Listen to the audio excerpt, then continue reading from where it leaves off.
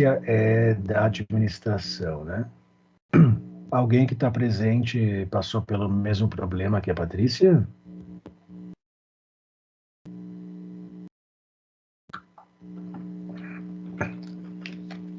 Não. Tá bom, gurias? Então, com a aula de hoje, a quarta aula, a gente vai encerrar a unidade 1 do nosso material didático. Título 4 do nosso livro didático, que é o fim da unidade 1. Então, pelo que a gente está estudando, que vocês estão vendo comigo, a unidade 1, ela se ocupou de estudar a modernidade, né? O nascimento da era moderna, que compreende um mecanismo de instauração do capitalismo, não é? Que é paralelo à Revolução Francesa, à Revolução Industrial, e a esse terceiro ponto que a gente vai estudar hoje, que também compreende um,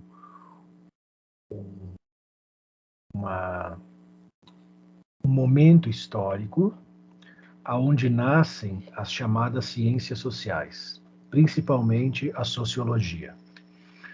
Então vocês veem que o nascimento dessa era moderna, né, ela é uma conjunção de uma série importante de fatos históricos, e o nascimento da sociologia, o nascimento das ciências sociais também nasce junto com isso tudo, né?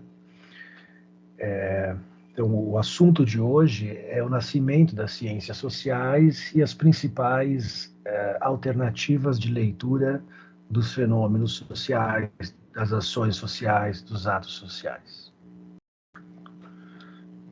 A sociologia, conforme nós vamos estudar, ela é uma ciência que estuda as relações sociais, os fatos sociais, o ser social que surge junto com a construção da sociedade moderna. Até aí é o que a gente introduziu hoje, né? As raízes, portanto, dessa ciência está no pensamento, na tentativa de entender, na investigação, na reflexão, que inicia na Revolução Francesa, lá na França, né, e também na Revolução Industrial que se deu na Inglaterra. Então, são vários pensadores que, a partir dessas convulsões político-econômicas, sociais, são vários pensadores que, a partir disso, começam a tentar se colocar como pesquisador para entender o que é melhor para a sociedade humana, para a comunidade humana, e tentar entender que leis são essas que regem esses movimentos coletivos, tá? Então, as ciências sociais, elas vão investigar, tentar investigar cientificamente como funcionam e quais os melhores caminhos para as comunidades humanas, para a sociedade humana. Então, tem vários pensadores, né? Pensadores mais inclinados ao pensamento de direita, mais ao pensamento do capitalismo, né?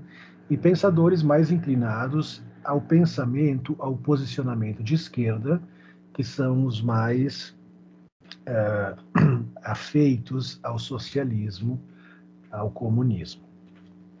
Agora, uma coisa interessante, né, é que, acho que vocês já sabem isso, mas é importante a gente relembrar, portanto, da onde vêm esses termos, essas expressões direita e esquerda, para a gente se referir a posicionamentos políticos e ideológicos, né? A gente estudou há 2 aulas atrás a Revolução Francesa, certo?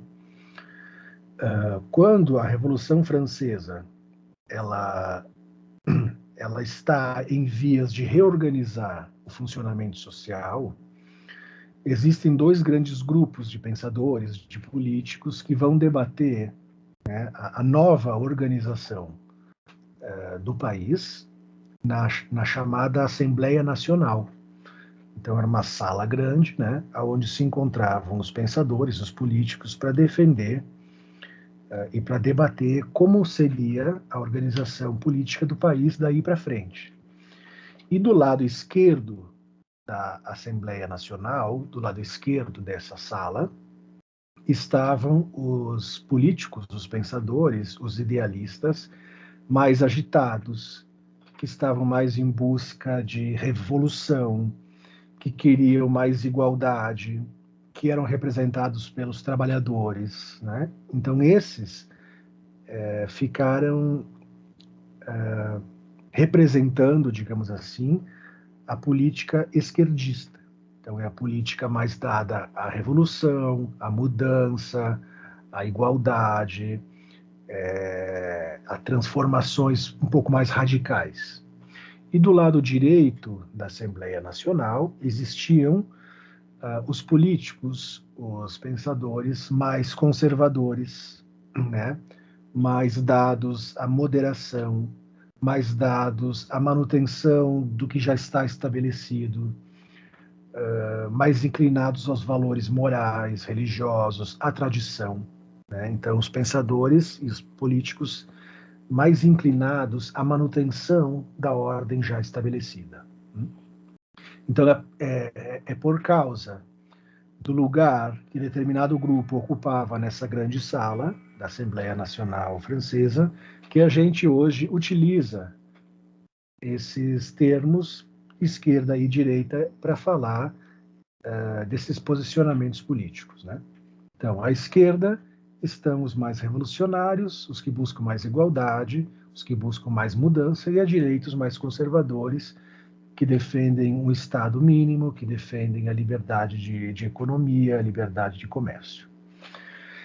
Então, ali, é ali que começa toda essa discussão acerca da melhor maneira de coordenar, de organizar os aglomerados humanos. A partir daí, até a contemporaneidade, a gente vai entender, portanto, que a sociologia ela é uma ciência que busca, né, encontrar a maneira mais justa, a maneira mais igualitária, a maneira mais adequada de organização político-social. A função da sociologia é isso, né? Pensar a maneira mais justa, mais igualitária, mais correta de organização social. Bem, no início do século XIX, então estamos aqui na França, surgiu o positivismo. O positivismo foi uma corrente filosófica onde o seu principal expoente foi Auguste Comte e John Stuart Mill, que sustentavam, né, isso não é novidade já para nós, mas que sustentavam que a forma mais adequada de ter acesso ao conhecimento é através do método científico. Então, o positivismo é essa maneira, né, de ordenar, de organizar a busca pelo conhecimento através da ciência. Então, é mais um momento onde o conhecimento religioso, metafísico, ontológico, supersticioso implode, né? Já vem implodindo aí do fim do feudalismo, mas ele vai se desgastando ainda mais no começo do século XX, final do século XIX, né? Com esses positivistas. E esses positivistas, no campo da política, eles também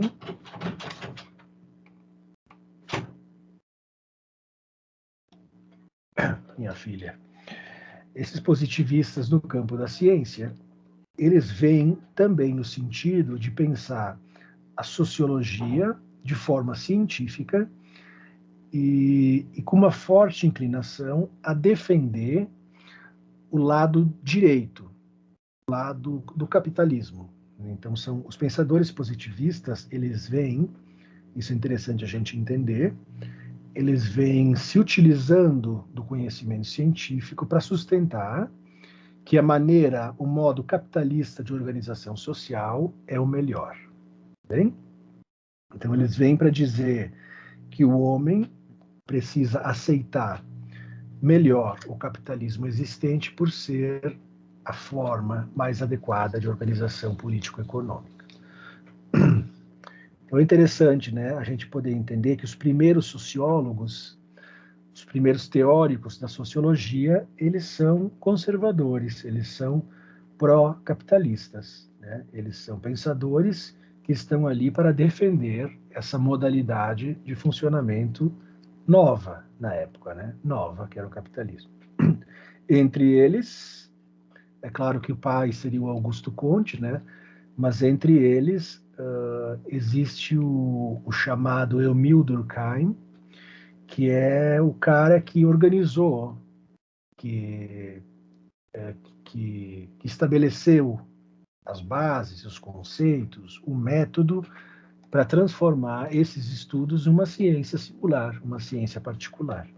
Então, o Emile Durkheim é um dos grandes primeiros teóricos da sociologia, e positivista, portanto, né?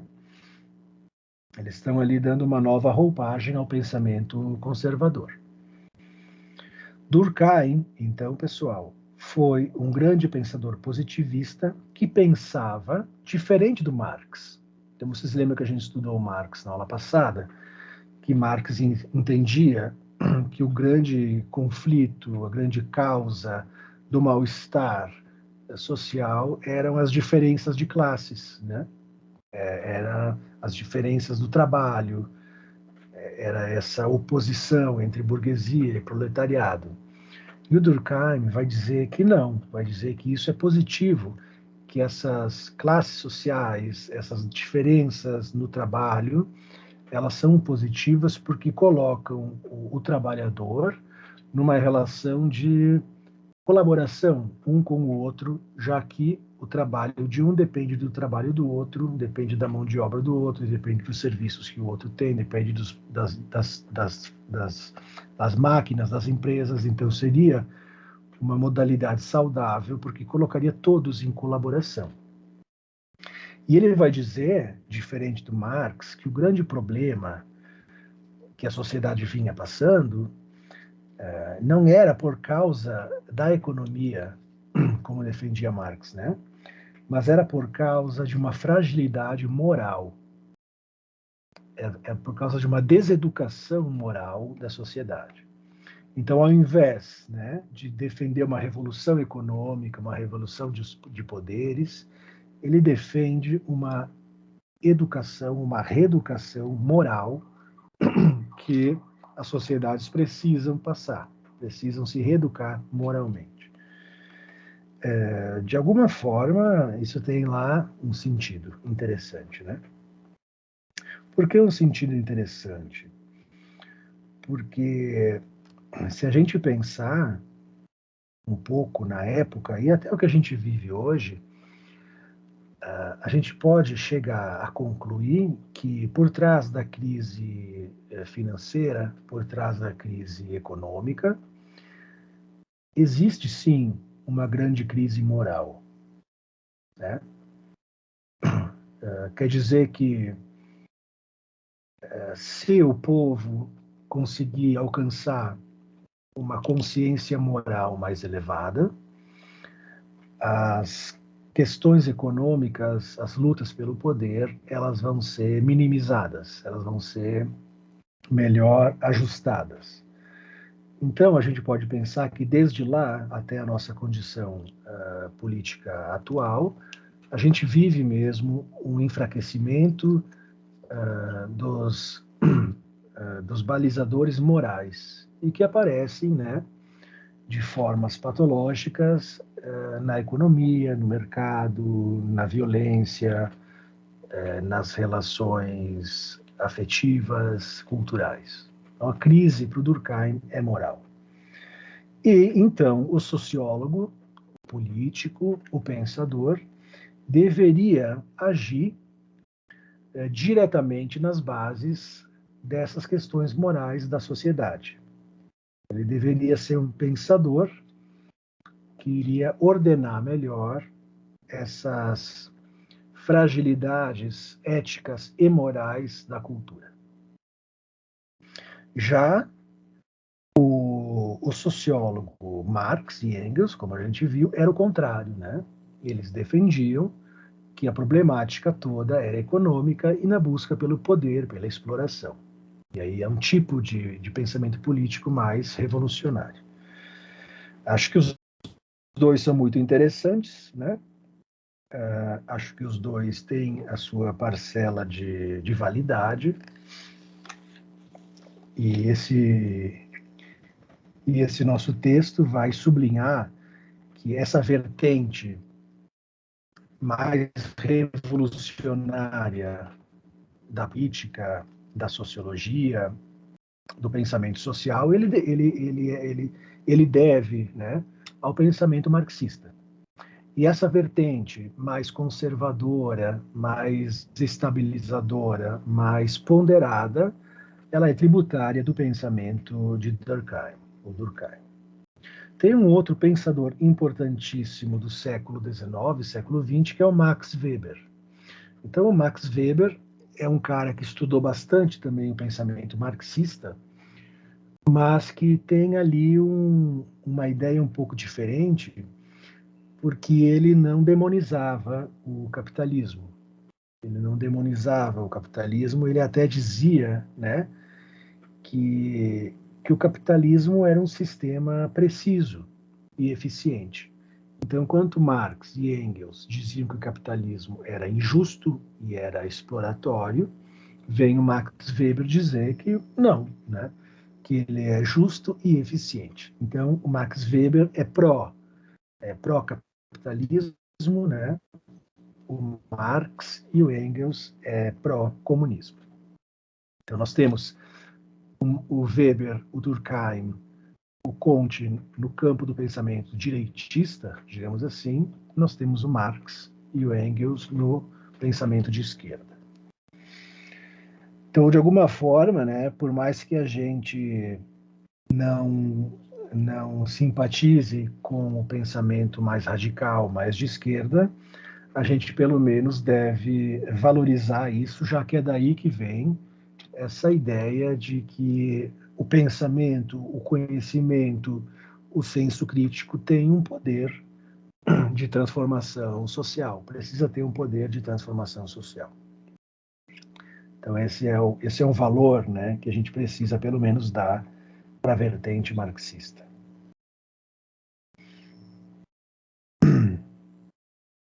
Também vem da vertente marxista essa confluência e essa ideia de que o conhecimento liberta, de que o conhecimento é uma ferramenta de poder, de que o conhecimento é uma ferramenta de transformação social.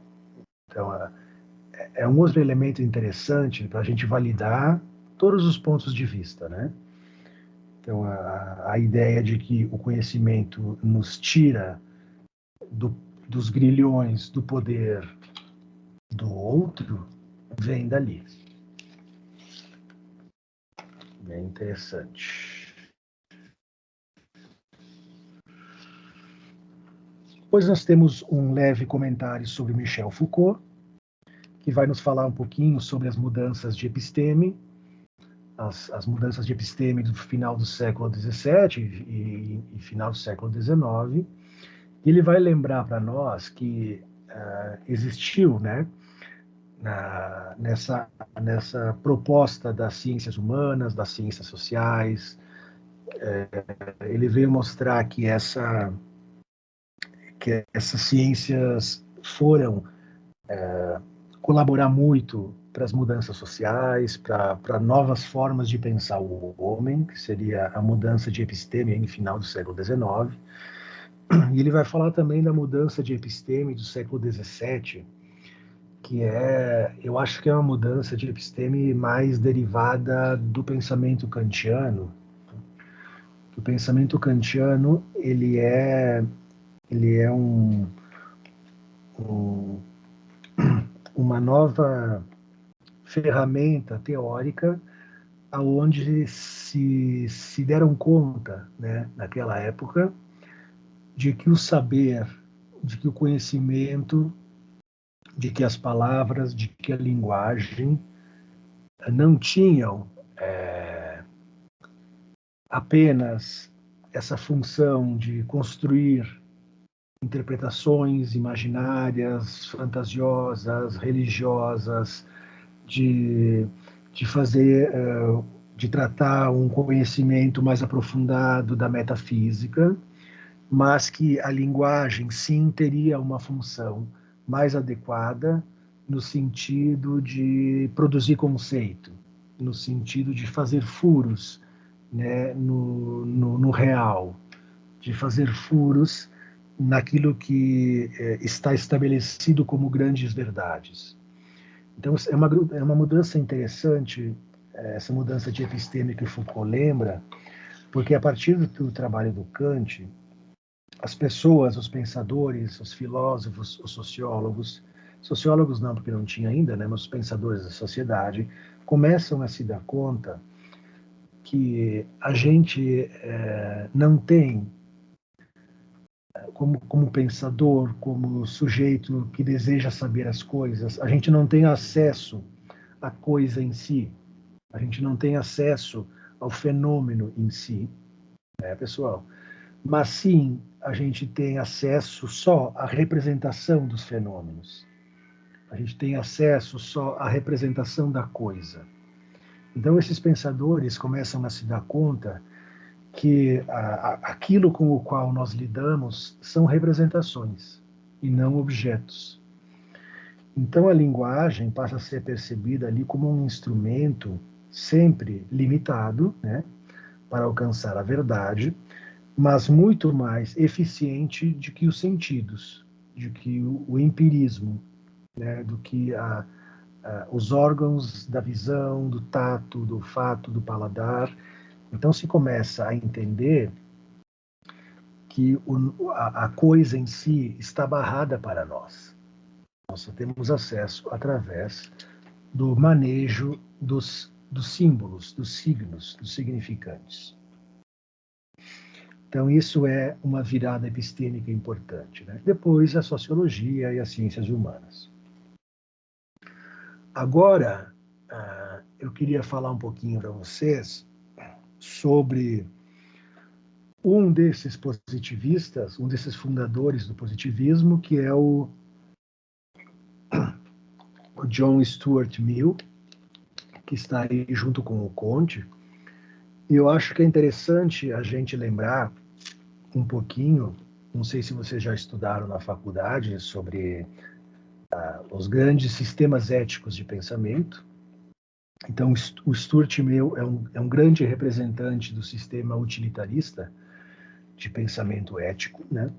E eu gostaria de visitar com vocês um pouco sobre o que é a proposta ética do Mill e também lembrar um pouquinho da proposta ética da vertente teleológica e da vertente deontológica. Então, o Mill, como um positivista, como um sociólogo, bem importante, ele vai ser um grande defensor do utilitarismo. Então, vocês veem nas redes sociais, vocês veem nos estudos políticos falarem muito, dos estudos sociológicos, falarem muito do utilitarista, do utilitarismo, né? E as pessoas, muitas vezes, manejam mal esse conceito. Então, nós vamos entender um pouco o que é o utilitarismo, depois a gente pode seguir adiante com o nosso estudo de Durkheim. Então, utilitarismo é uma das três grandes vertentes éticas do pensamento. As outras grandes vertentes éticas é a teleologia, onde tem-se o grande expoente maior, né, o Aristóteles e o Platão. No utilitarismo, nós temos o Jeremy Bentham e o Stuart Mill, que é quem organizou melhor esse pensamento. E nas éticas do dever, ou éticas deontológicas, a gente tem o Immanuel Kant. Tá? lembrando o que é ética, né? Porque a ética ela é inseparável da política, inseparável do pensamento social. Então, o que é ética, né, pessoal? A ética é uma disciplina filosófica que se ocupa de investigar o que é o bem, e quais os meios de alcançá-lo. Então, quando a gente pensa o que é o bem, a gente está pensando de forma ética. Quando a gente pensa o que é o melhor a ser feito em determinada situação, a gente está pensando através das ferramentas éticas. Uma dessas éticas é a ética do Stuart Mill. Então, o que é a ética utilitária? A ética utilitária também é conhecida como consequencialismo. Então, é uma maneira de tentar entender o valor de uma ação, o valor de uma escolha, a partir das suas consequências. Então, é uma ética que se dá a partir do a posteriori de uma ação. Então, o que interessa para o utilitarista, que tomou conta dessa fase do pensamento político, é se aquela ação tem uma consequência boa ou ruim. E o que é uma consequência boa? O que é uma ação boa? É justamente aquela ação que tem por consequência a produção de felicidade. Né? Então, se a gente não sabe o que fazer, a gente precisa pensar assim: qual das possibilidades de ação vai produzir mais felicidade? Esse é o primeiro ponto. Mas mais felicidade para um número maior de pessoas. Então, a ética utilitarista, ela é uma ética que diz assim: haja de forma com que a consequência da tua ação produza a maior felicidade para o maior número de pessoas possível. Né? Olha que interessante. E a felicidade é o quê? A felicidade está muito associado ao prazer, e a infelicidade está muito associado à dor, ao sofrimento. Então, a nossa ação política, a nossa ação ética, deve visar o prazer, a felicidade para o maior número de pessoas possível. A felicidade, digamos assim, ela não é impossível para o utilitarista, porque ela deve ser compreendida dentro das possibilidades humanas. Então, não é a felicidade dionisíaca, paradisíaca, né? É a felicidade limitada dentro do que é possível para nós. Então, devemos pensar, como utilitaristas, na busca de uma felicidade global. A felicidade, portanto, o conceito de felicidade para eles seria uma vida com poucas dores transitórias, porque é impossível não ter dor, não ter sofrimento na vida, e com o máximo de prazer possível, sempre dentro das condições humanas. Então, vocês veem que a proposta, a ideia utilitarista, ela é muito democrática, ela é muito voltada para a produção de felicidade do coletivo. Tem um exercício muito conhecido para a gente pensar a ética utilitarista e também problemático, que é a historinha, o problema básico do trem.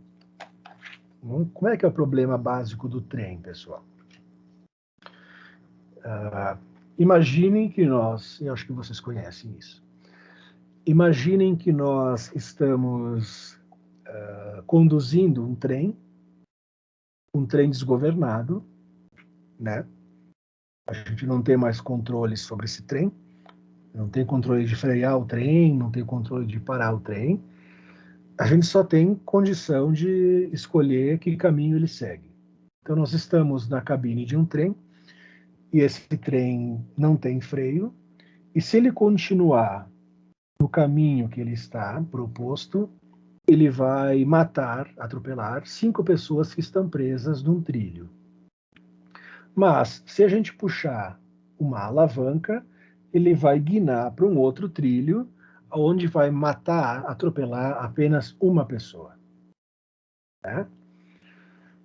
Então, o caminho do trem é matar 5 pessoas, mas a gente pode escolher que ele mate apenas uma pessoa. Esse é um problema que a gente pode aplicar ao utilitarismo. O que o utilitarismo vai dizer, né? Olha, qual é a ação que vai produzir mais felicidade e menos sofrimento, né? É puxar a manivela e atropelar apenas uma pessoa. Agora, o sujeito pode se sentir extremamente culpado porque ele vai interferir no percurso natural das coisas. Então, ele vai ser um agente da morte de um, né? Mas também podemos pensar que não agir também é uma ação, né? Não escolher também é uma escolha. Então, o utilitarista vai pensar assim, bom, dentro das escolhas que eu tenho, vou tentar produzir o menor dano. Agora, se essa pessoa no trilho é o nosso filho, o nosso irmão, como é que fica, né, a escolha ética? Da mesma maneira, né? Porque se a ética é produzir felicidade e prazer para o maior número de pessoas, o correto é jogar o trilho em cima do meu filho, do meu irmão, do meu pai, imaginem quem vocês quiserem, do que matar outras 5 pessoas. Então, aí são os problemas, né, da ética utilitarista. Junto da ética utilitarista, existe a outra forma de pensar a ação social, a ação política, que é a chamada ética do dever. A ética do dever, ela é defendida, formulada, organizada, proposta pelo Kant, chamada também de deontologia. Então, Kant vai dizer que o que mais vale numa ação, numa escolha, não é as consequências da ação, mas sim a intenção do agente. Que nós estamos na ética deontológica, né? O que mais vai valer do agente social, do agente político, é a intenção. Mesmo que aquilo produza coisas desagradáveis, né? Ou nem tão valorosas, o que importa é agir de acordo com a intenção correta, agir de acordo com o dever, como diz Kant, né? Então, Kant pensa, propõe que o ser humano, se utilizando da sua capacidade intelectual, ele vai dever, ele vai entender que a sua ação política deve se dar a partir de um grande princípio ético que é chamado de imperativo categórico, né? Kantiano, vocês conhecem essa palavra, né? O imperativo categórico, que são preceitos morais que a gente deve seguir, independente da consequência. Qual é essa máxima kantiana que deve guiar a ação ética? É essa, né? Haja. Então, quando a gente não sabe o que fazer e a gente é um kantiano, a gente vai fazer assim: haja somente em concordância com aquela máxima através do qual tu possas, ao mesmo tempo, querer que ela venha se tornar uma lei universal. Então, se eu sou um kantiano e eu estou diante de um dilema, eu tenho que pensar assim: eu devo agir de forma que a minha ação possa ser universalmente válida. E isso não vai implodir a organização social. Ou, pensando numa outra vertente da máxima kantiana, que é aquela versão bíblica do Código Moral, de não fazer com os outros aquilo que a gente não quer que seja feito conosco. Né? Então, faça com os outros aquilo que você quer que o outro possa fazer com você. Então, o bem supremo, a ação correta, a ação adequada da ética kantiana é a ação que a gente possa universalizar. Então, a pessoa feliz, a pessoa correta, é aquela que se usa de uma lei que é válida para todos. Se a minha lei, se a minha ação é válida para todos, ela é uma ação correta. Então vocês veem aqui que a gente tem uma outra forma de pensar a ação social, a ação política, a ação ética, né? A ação utilitarista é haja de forma que a sua ação vai produzir a maior felicidade para o maior número de pessoas. E a ação ética kantiana, deontológica, é haja de forma que a tua ação possa ser universalizada, ou seja, que ela pode ser válida para todos. E nós temos a terceira grande estrutura ética, que é a ética primeira, a ética teleológica, a ética das virtudes, que vem lá do Platão e do Aristóteles, né? Vocês sabem que Platão e Aristóteles, eles entendiam que o ser humano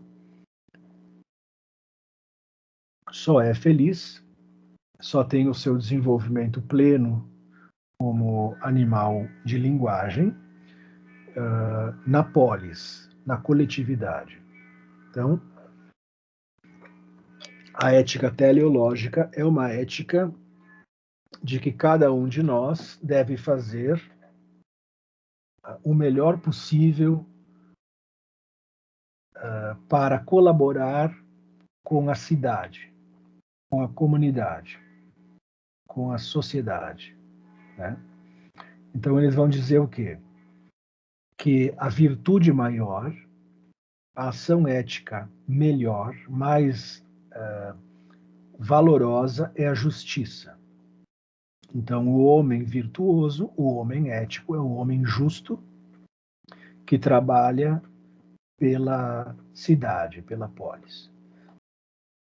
Então é uma ética da virtude, né? É uma ética do ser que tem uma ação virtuosa em busca de dar o melhor possível para que a sociedade seja justa. Então as pessoas, elas pensam nisso, né? Há mais de 2000 anos atrás. Que essas éticas, elas são aí no mais de 2000 anos, né? Atrás. Algumas são contemporâneas a Cristo, outras anteriores, outras posteriores, mas o ser humano tenta entender isso há muito tempo. Qual é a melhor forma de agir na sociedade, na coletividade. Bem, acho que isso não é novidade para vocês, mas é sempre válido a gente retomar, até porque estamos vivendo situações políticas muito interessantes para a gente revisitar esses pensamentos, né? Bom, depois disso, a gente volta ao nosso estudo sociológico e entra um pouco mais na teoria do Emil Durkheim, para a gente entender, então, quem foi o Durkheim.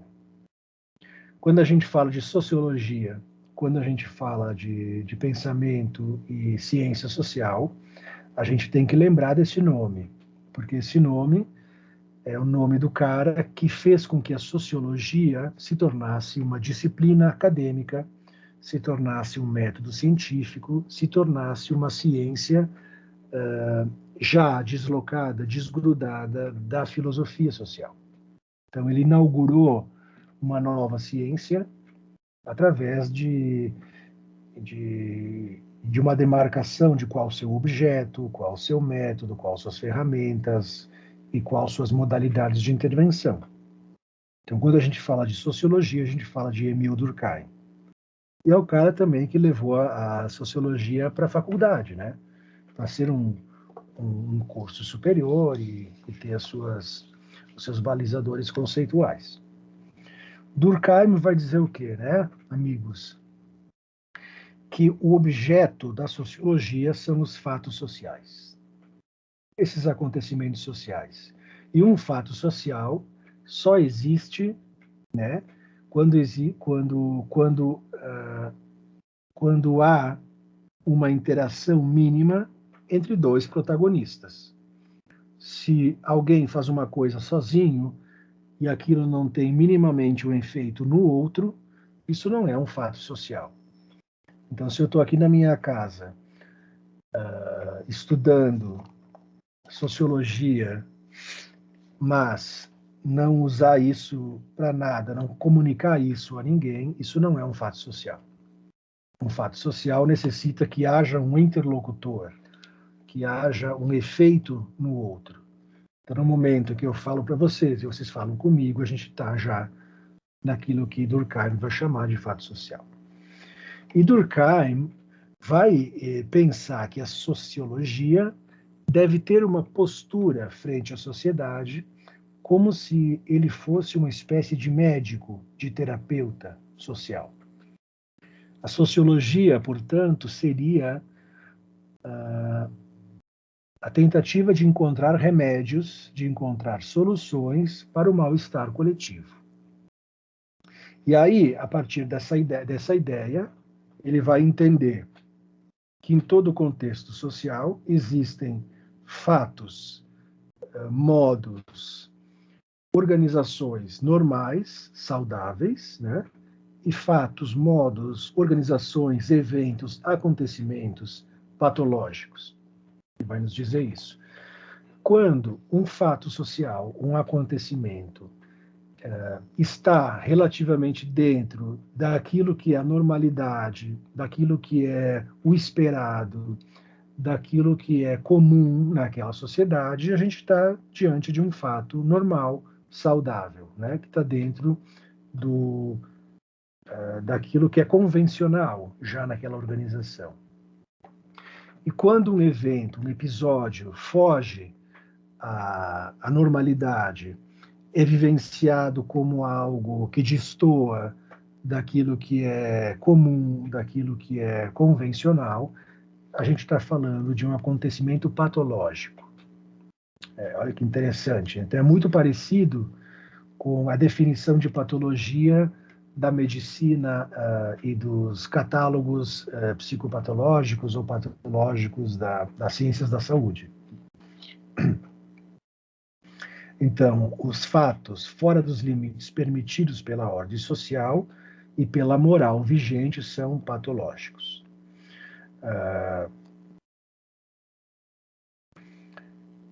Toda a teoria dele vai nos dirigir à ideia de que existe algo que ele chama de consciência coletiva. Então, o Durkheim vai dizer e vai mostrar para nós que toda a ação, sendo ela individual ou coletiva, está determinada, está implicada, está, de alguma maneira,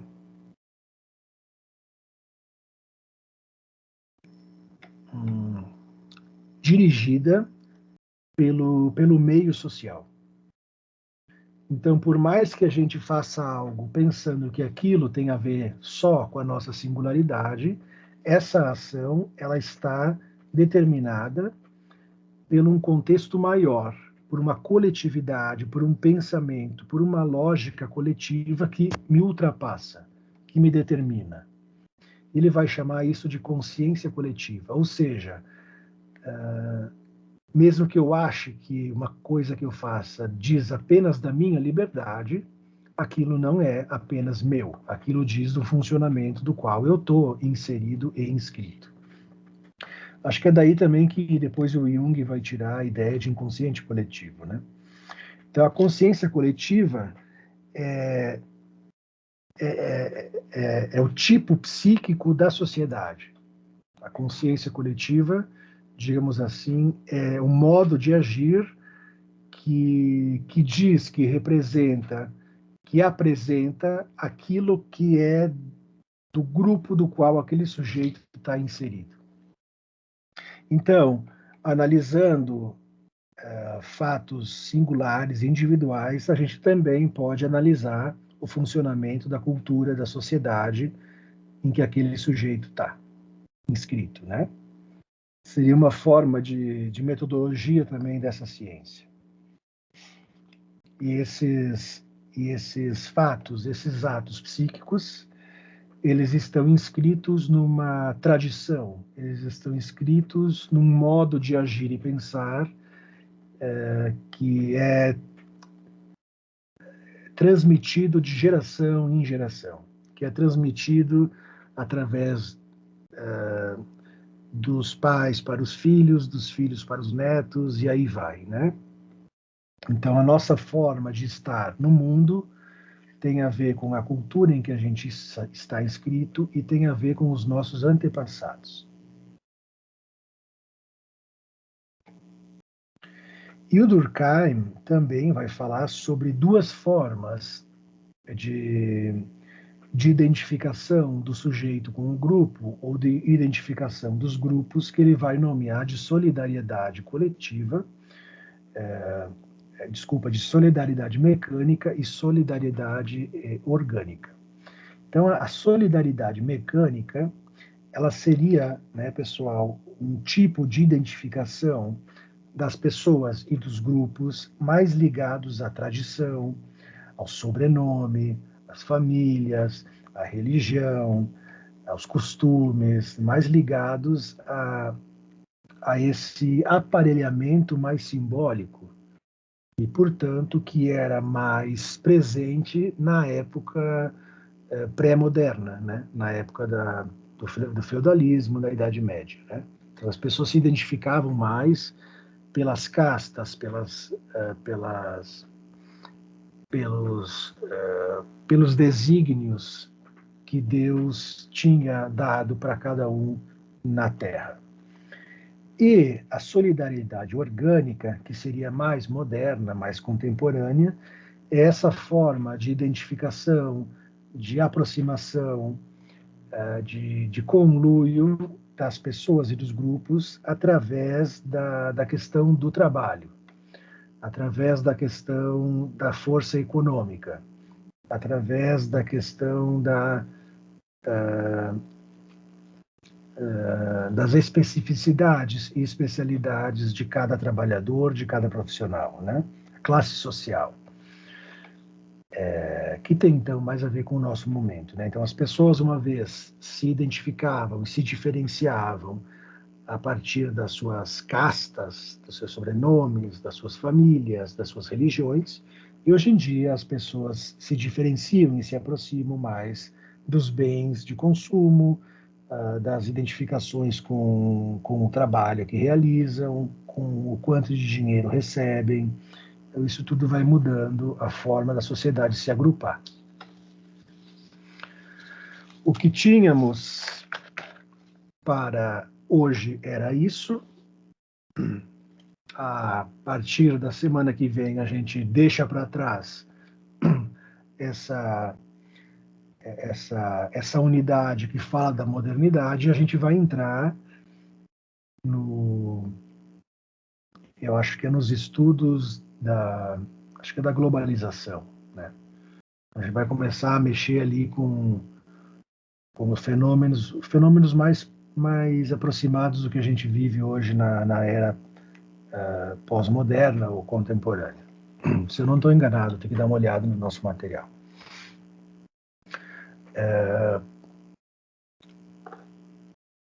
Ficou claro para todos vocês, gurias? Graça, Dani, Jennifer, Patrícia, Bruna e Viviane.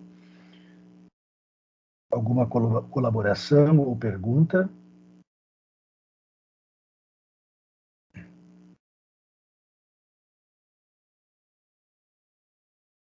Não, professor.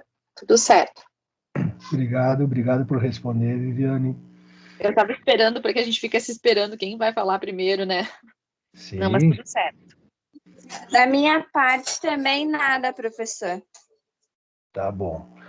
Vamos lembrar que vocês precisam fazer as trilhas e aqueles questionários e me enviar os comprovantes que vocês realizaram para eu poder fazer a avaliação formativa 1, né? Vale lembrar também que a nossa prova, a avaliação oficial 1, ela vai se dar na primeira semana de outubro. Se eu não me engano, dia 1º e dia 2 de outubro, a gente tem a nossa primeira prova, primeira avaliação. Acho que nós temos, então, mais 3 aulas, acho que é isso, que a gente vai tentar terminar a unidade 2 do nosso material e depois realizar essa primeira prova. A primeira prova, ela vai se dar em cima do conteúdo que a gente está vendo aqui, nada de diferente, vocês não precisam se preocupar, que vai ser bem tranquilo, até porque a nossa disciplina não tem o objetivo de ser uma disciplina muito difícil, né, muito exigente. Ela é mais de conhecimento geral. Tá, queridas? Combinado. Eu tenho uma pergunta. Sim, pode falar. A gente vai ter mais algum trabalho para fazer nessa disciplina? O que me disseram, né, Bruna? Que essa avaliação formativa, ela seria a soma de 3 notas. A nota da trilha, a nota da... É DI que se diz? Acho que é DI. ED. ED. E a nota de um trabalho que eu fosse aplicar. Eu decidi não aplicar trabalho para avaliação formativa, então eu vou somar essas 2 notas de vocês, cada uma ela tem um peso, né? A primeira nota é sobre 300, a segunda eu acho que é sobre 700, acho que é isso. Então eu não vou fazer outro trabalho porque é muita nota, né? Então a primeira nota, a nota da avaliação formativa é em cima dessas 2 notas. Depois nós temos a prova. Depois da prova, a gente tem a nota a avaliação, como é que é? Nota máxima? Desafio nota máxima. O desafio nota máxima, que é para avaliação formativa 2, junto com o trabalhinho, aí sim que eu proponho, e depois a prova 2, a segunda prova. Professor, então as trilhas a gente precisa lhe encaminhar o comprovante. Sim, porque eu preciso das notas, né? Essa parte eu não tinha entendido, tá certo. Sim, precisa me encaminhar pelo meu e-mail, né? Botei o meu e-mail lá no WhatsApp? Lá no WhatsApp, é bernardo.mantovani@anhanguera.com, tá lá o e-mail, manda para mim, que aí eu vou ter acesso à tua nota para compor lá a avaliação. Tá bem? Tá bem. Manda por e-mail, também manda por WhatsApp, assim, porque se acontecer de eu não receber por e-mail, eu recebo pelo WhatsApp. Combinado. Tá legal, então agora vocês saiam da reunião, entram lá, né, no AVA e realizam os questionários que tem na aula 4, que é a aula que vai trabalhar os conceitos de hoje e mais algumas coisas lá diferentes que eles vão trazer sobre conteúdos atuais também. Realizem lá, que aí o nosso estudo fica bem aproveitado, tá bom? Tá legal. Enquanto isso, eu vou baixar o vídeo e colocar no grupo para quem não pôde estar presente poder assistir a nossa aula. Abraço a todos vocês e nos vemos semana que vem, então. Boa noite, até. Boa noite, até. Boa noite. Boa noite.